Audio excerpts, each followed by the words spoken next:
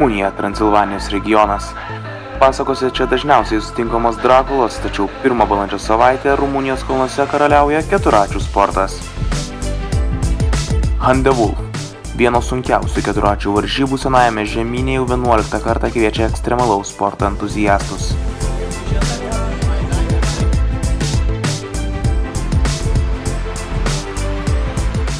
Pirmadienis – diena, kai visi vairuotojai turi praeiti medicininę apžiūrą bei užsiregistruoti tam, jog gautų savo motociklo numerius.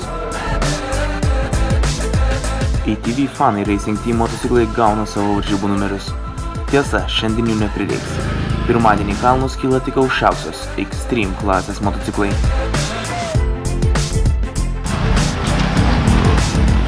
Jų laukia kvalifikacija.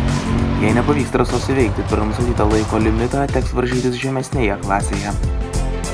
Gazą, pradėjote viskas labai.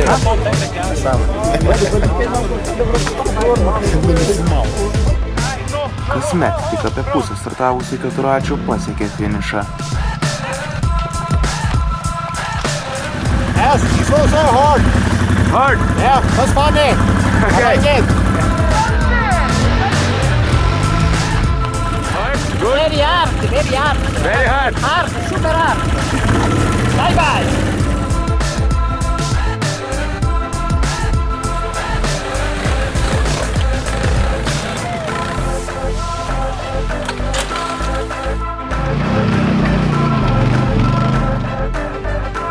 Šimtas 30 lenktynininkų bandys sugauti visus vilkus ir sėkmingai finišuoti varžybose.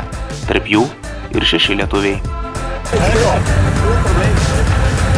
Some spots they are very difficult.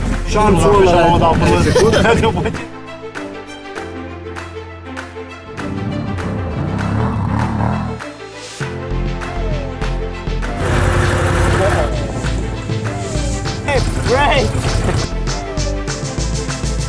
Tarp 42 Extreme klasės dalyvių ir lietuvis Mindaugas Lelys.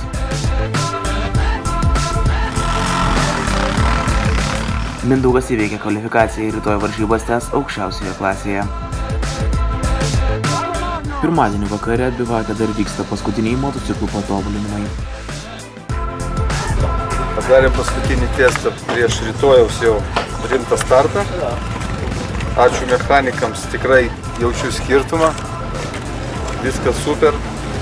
Laikinai dabar Lietuvos kontūrus užklijuojam organizatorių duotais lipdukais.